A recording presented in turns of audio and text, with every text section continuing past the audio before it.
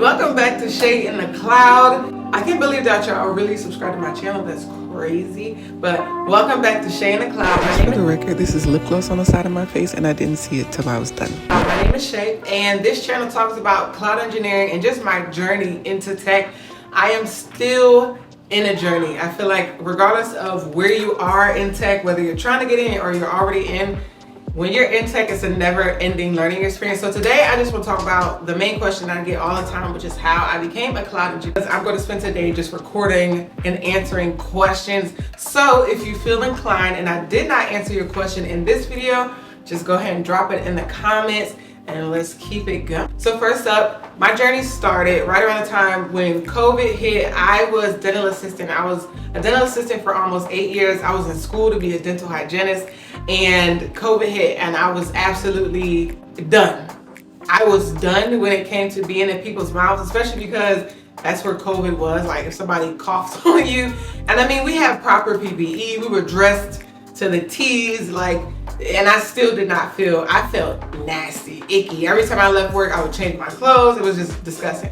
So I was scrolling TikTok one day and I came across this beautiful black woman on TikTok and she was talking about how she was a lawyer and she just didn't feel morally like that was her calling anymore. She also never had time to be home with her daughter. She was a single parent mom, and I felt like I could relate to this woman on so many levels. And so she talked about how in 4 months, she pivoted from being a lawyer to becoming a cloud engineer. Mind you, no prior experience in tech. She just was a go-getter. She had a mission. She knew what she needed to do, but also she networked. So when she was ready and she felt like she knew enough, she already had a network full of people from her prior time as a lawyer. She still connected vertically and adjacently to other people. And so she knew somebody who knew somebody and got her a cloud engineer role. And it's not gonna be like that for everybody, but hearing that story was enough to spark me. Like it was enough to spark my curiosity, but also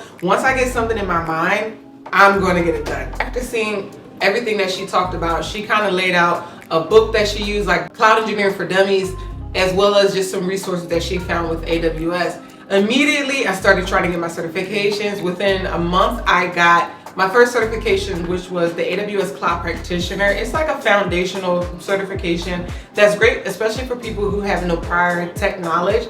And so I started there. I started getting certifications with Google as well. I have my Google Cloud Solutions certifications as well. At that point, I started feeling like I was getting the certifications, but I knew there was more. When I started networking on Twitter especially, I would just introduce myself and say, you know, I'm learning cloud engineering. Is anybody else out there? And that's how I started building my own community. Through talking to these people, I realized that certifications was not enough. I think a common misconception is that you get a certification and then you could get a job as a cloud engineer. The certification just lets people know that you know cloud services and how things work. That doesn't mean that you've actually done the work. And on top of that, there's other skills you need outside of cloud certifications to be a well-rounded cloud engineer. There's CI/CD, you need to learn how to use the terminal, you need to learn how to containerize programs, you need to know how to code, you need to know a little bit of coding at least, especially Python from my experience. And so I just felt lost. After getting 2 certifications, I was like, I'm lost, you know what I mean? So I went on Twitter and I basically said, my name is Shay, I have this cloud certification, I need a mentor. Long story short, ended up finding a mentor and he kind of guided me, and I think that's why finding a mentor is so important.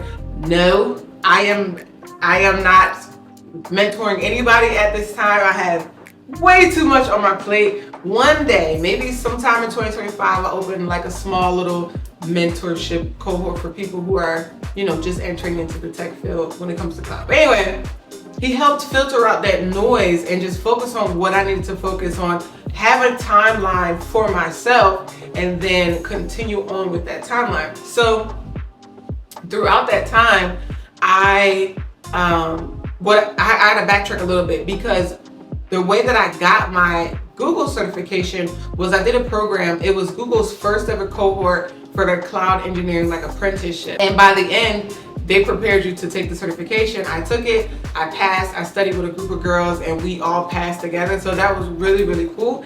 So anyway, my mentor had gave me some direction, which was amazing. And I just kept studying. Also, at the same time, so this, I would have been technically like a cloud engineer and been ready to start applying 7-8 months in. But what ended up happening was I came across a free program for full stack web development. If you don't know what full stack web development is, somebody who codes like everything that you see on your TV, on the internet, on your phone, all of those things had to be coded by somebody, front end, back end, all that type of stuff. Netflix, somebody had to build that whole program. It was a free program. It was called 100 Devs. Shout out to my 100 Devs crew, ride or die. That's my family, that's my community. Without Leon Noel and his instruction and the whole community, I would not know coding at all. So I learned CSS, HTML, and JavaScript with 100 Devs. It's a free 8-month program. It's in my link. It's always in my links. And it's self-paced. All the classes are on YouTube. And there's also a Discord community to help you out with anything you could possibly think of. So at the same time, I was kind of like double majoring, if you will. And so I was studying cloud engineering skills while also studying and doing programs and like projects with 100 Devs. And so all in all, it took me, I want to say, a good year and a half, maybe less than a year and a half, to really break it to my first role. But that was basically my journey. Certifications, finding a mentor. I got into an apprenticeship. I did another full stack, like a free program for coding. And along that entire way, I networked everything. I documented everything. I started making videos saying like, guys, I got my Google Cloud Associate certification. This is how you can do it. And that turned into a whole nother thing that I could talk about with like developer advocacy and just building up your brand as somebody in tech is so important. But even besides building a brand, you have to network. You have to know people. You have to, get their wisdom, get their advice. But also it's great for when you do apply because you can ask for referrals. Getting a referral will help cut through all the noise. Like if 250 people applying, you get a referral, it might get you in front of the hiring manager as opposed to just being sifted with an AI bot. So I implore you to just build up your network, build up your brand.